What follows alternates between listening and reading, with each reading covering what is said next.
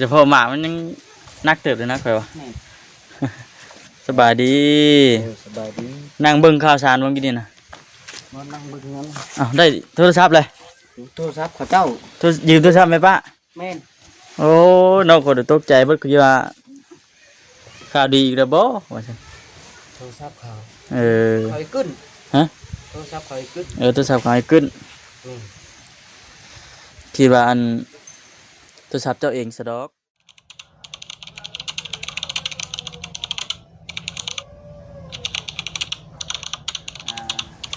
วันเกิดทางเงินผู้รักผู้ใหญ่เพิ่นบ่เพิ่นจัดให้ว้าแม่กินเดียวเค้กโอ้คักปัญญังเพิ่นก็ยังคอมเมนต์มาให้ป้าพ่อนป้าจัญญาป้าพ่อนเพิ่นทวงซะแล้วป้าก็ดีใจยังเพิ่นเด้ที่ว่าเพิ่นทวงป้าก็ดีใจยังเพิ่นผู้ช่วยแม่นั่นนะทำเอ้ยเพิ่นอยู่ดีมีแฮงสุดเดียวนะมันกว่ายุ่งแต่นอนเอาสิให้รางวัลตุ๊กเอาแล้วรางวัลอีกแล้วโอ้ยเราบอกคำบ่มีบ่เนาะนั่งน้ำกันอยู่ให้เต้นว่าเขาลาบอ่ะนี่รางวัลคนขยันรางวัลนี่เด็กเดี๋ยวว่าจะไปอันหากระต่ายเลยเบิ่งโคตรเมียนไว้เดือนแจ้งว่าที่มันเดือนนั้นลงกันมันสิขาดได้คนบุคคลให้ลงบ่คนบ่ไรกันเนี่ยมืดลงคือแบบนี้อยู่เพื่อนน่ะมันแบบนี้คือเพื่อนอยู่แบบที่โคกมันเป็นคือค่อยมาสิอยู่เพื่อนเป็นน้ำดินเฮมาแล้วมันมากินหญ้ากินหยังอยู่แถวใกล้เพื่อนน่ะตัวจางนั่งไว้คนนอนอยู่เพื่อนคนทั้งมันห้องหมดไปเอามันตื่นมันก็ห้องกว้างยามเล่นไปยามเล่นยังไปมันห้องกว้างข้างกับไปเอาคือเดี๋ยวมันเรือตายแล้วลูกมันน่ะพอดีซ้ำแขนซ้ำแข้งนี่แล่นผุดผิดอยู่ไปเลี้ยงงูอะไรอย่างน่ะจับแมวหน่อยยังนี่มันสานนางไปเลยสานมันใส่กระต่ายไปเลยเอามาเลี้ยงเนาะช่วงมันแดดน่ะก็ไปช่องแถวปุ่มติ๊กปุ่มหยังคอยย่างไปแต่มันโดดมันอย่างจุดตื่นมันโดดออกเป็นหมุ่งอยู่เว้ยเพราะว่ามันเป็นยังคอยไปเหไปเจ๊บ่งคำเอาเหห่างเหไปเลยวะห่างเหจะจบคอยอันใช่ด้วยโอ้ยมันเต็มทันตัวน้อยไล่คุกเอาก็ทันตัวน้อยยังบ่ทันใดน้องไว้ใดซ้ำหนูเฮงบ่ทันไว้ซ้ำหนูเฮงบ่ทันมาก็ยังบ่ทันซ้ำหนูนะไว้เล่นอย่าคือลมปิวไปตองไปแข่งผมดูปิวปานตามแล้วพอดีเขาย่างไป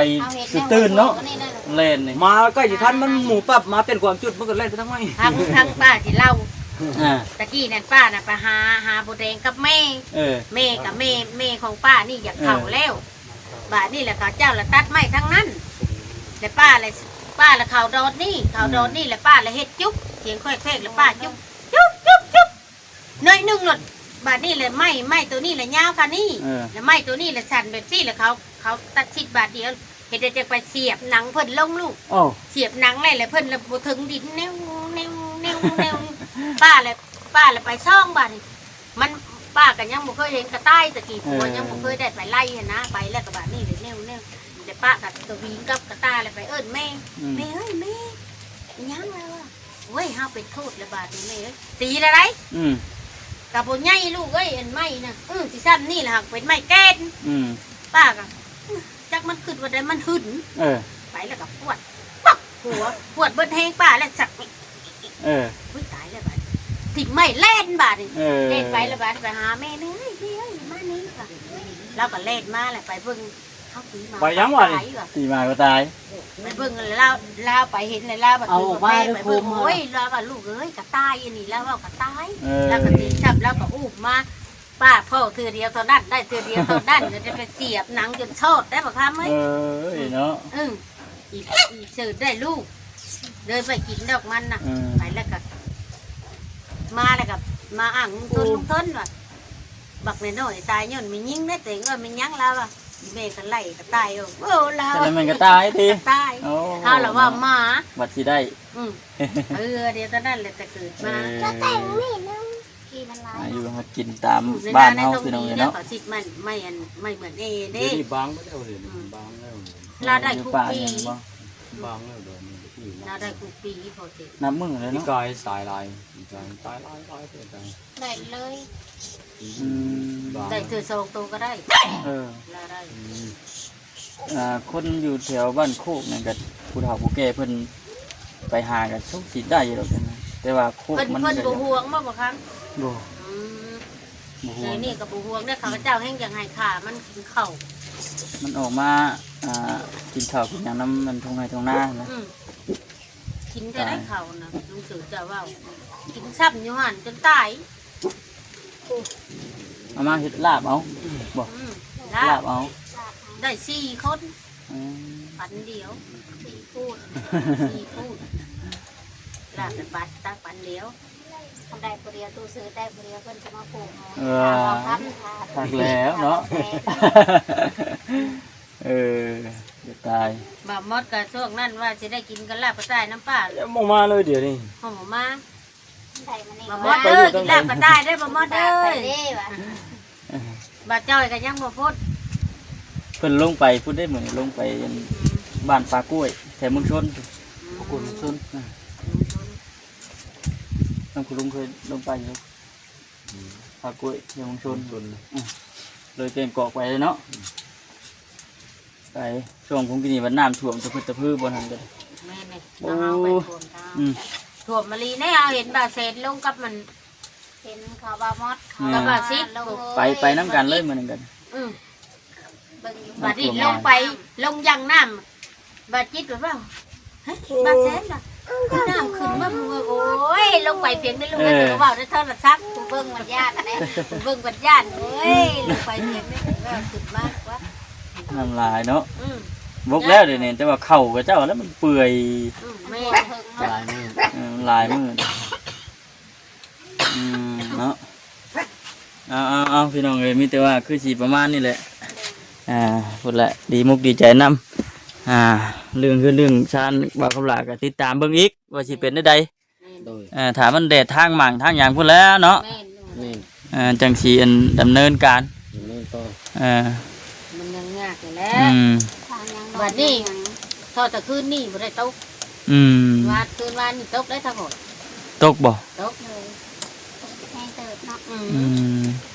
น้ำพุ่ง มาทางนี้แหละหากกะยาดำหน้าบัดมื้อวานนี่เห็นกับเจ้าแก่กล้าเต็มรถสลิงเอ้ายังมีอยู่นี่ว่าเจ้าของ อยู่ใส่ ลงไปทางวันพีนใต้พุ่นโอ้ ยันหน้าเจ้า เฮ้ย ยันหน้าเจ้าไปดับ แม่นบ่ ตื้มมาจ้ะ เออมันสิได้กินข้าวอยู่บ่มันสิออกอยู่บ่นี่วะ เนาะ กล้าเต็มรถสลิง คำมีน้ำได้กินได้ลูกเว้ย อืม ผมกล้าอ่อนได้ผมกล้าเกบ่ได้กินได้ บ่โอเคแต่ได้กล้าวานนี่ ก็ยากเลย จนเหลือง นี่บ่โลดแล้ว ยันลูกเอาตัวที่ว่าเขาว่านเขายังจิกบ่ แม่น เนาะ ยันข่าววันนะข่าวบินเอาเนาะ แม่นแม่น เอา แม่น นะ กล้าเกยากเลยผมกล้า โอ้ว่ะจน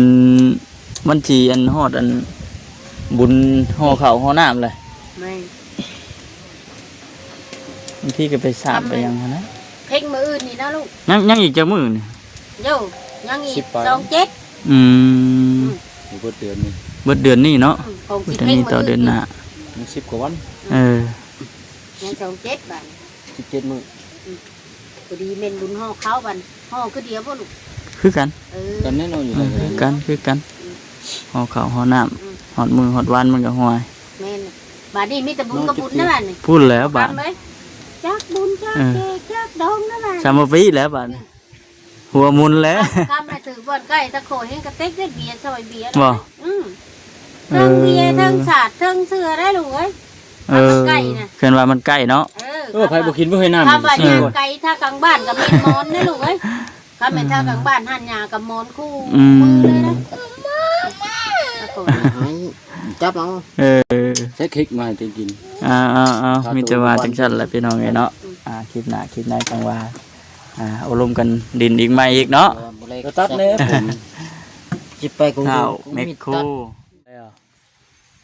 ลงมาแล้วพี่น้องเอ้ยยังบ่ทันได้ฮอดใส่ครับยังบ่ทันได้เมื่อช่ำบ่คำกะยังอยู่บ้านอันบ่าวคำลาพี่น้องไงเนาะฝนก็ตกปุกเปกลงมาแล้วโอ้ยสิได้หำบ่าวคำแล้วบัด มาผู้เดียวซ้ำยันตก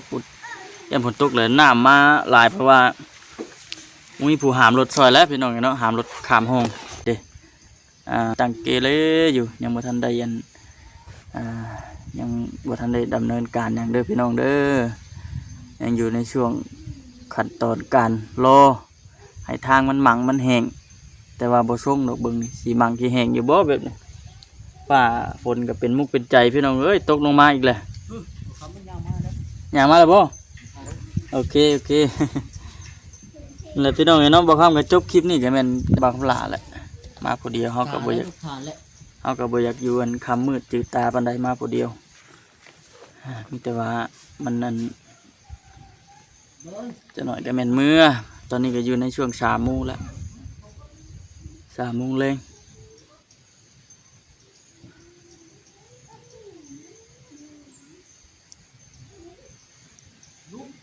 ฝนตกพี่น้องเนาะปุกเปกลงมาพุ่น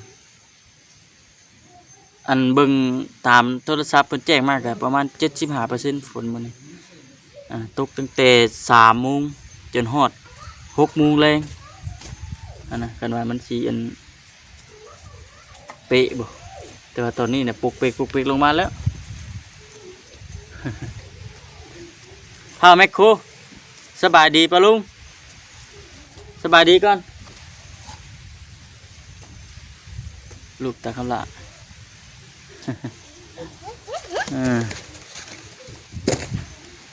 ฝนตกเลยพี่น้องเนาะ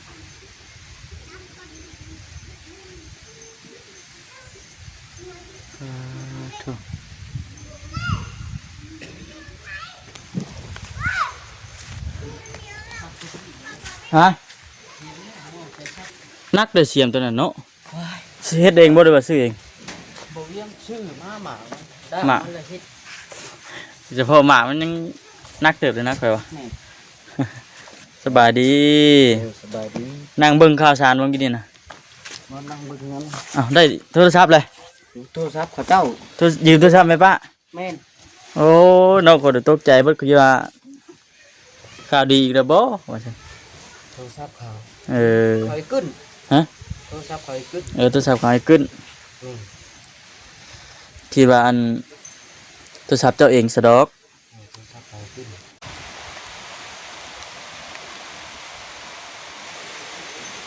นี่พี่น้องพี่เนาะ โดย ที่ได้มาอันดิดมาเยี่ยมมายามใหม่คือบ่คำเว่าเลยเนาะมาคนหนึ่งคนเดียวก็บ่อยากอยู่คำบ่ได้เคยมีบ่ว่าเขาหลังเคยมีอยู่บ่เคยมีประวัติอยู่บ่ วัดไหน แบบเฮาคนเมืองน้ำทงน้ำทางมีคนหลับอยู่บ่ บ่เคย บ่เคยบ่ บ่เคย เย็นหวาใช่ดอกเมื่อค่ำเมื่อมืดขึ้นย่านขึ้นอีเหยือนคือกันได้อข่อยก็ได้ บ่มีอยู่แทน อืม จักบนอื่น เคยมีกับปู่ทั้งนั้นอยู่บนบ้านเดียวพุทธัน มันพุ่นทันโอ้พุ่นทางใหญ่เลยน่ะ เฮ็ดกันไงครับพุทธัน อืม เคยจี้เอารถอยู่บ้านพุทธัน อืม เอารถอยู่บ้าน ว่าขอยย่านมาจ้ะ อะไรนะบ่ครับมันบ่ย่านแล้วถามลูกเขาอีกพอ บ่ เขาจี้เอาอยู่บ้าน วัยรุ่นกับบปี้เลยเนาะ อืม หลายคน ไปส่ง หลาย สาว อืม เพิ่นเลยไปพอดีเอาตอนไปตอนชีวิตไปน้ำหมูไปกับหมูไปหลายคน อ่า ให้เห็นอยู่รถเขาตามไปย่าหมูกับเขานำได้ อืม มันตอนลบออกมาบ่ะ ตอน ลบมาแตะบ้านประชา ขาออกติ เขาออกมาถือซาปาต้า รัดเอา ยุดดูเขาว่าจอดขี่รถตามหลังเลยมันนั่งประจักษ์ในเฮ็ดเนาะจอดซาปาต้าเยอะจอดแล้วก็เขาก็มาหยาดเอารถแล้วก็จี่คอมซาปาต้าไปบ่ย่าน โอ้เนาะ เลย โอ้ พอดี มันก็นั่นแหละบ่กล้าเมื่อคำได้บ่คำก็ได้ทางผ่านเด้ทางผ่านเมื่อ มีอยู่แต่โดนเดิมละ เฮิงเติบเลยเนาะ โดย เอาว่าสิบ่เป็นแนวนั้นดอกเอาก็ฝนตกพี่น้องไอ้ตอนนี้ก็ได้ มีเนาะ อืม เริ่มตกจะหน่อยจะเปียกเขาแล้วสวดมาแล้วกู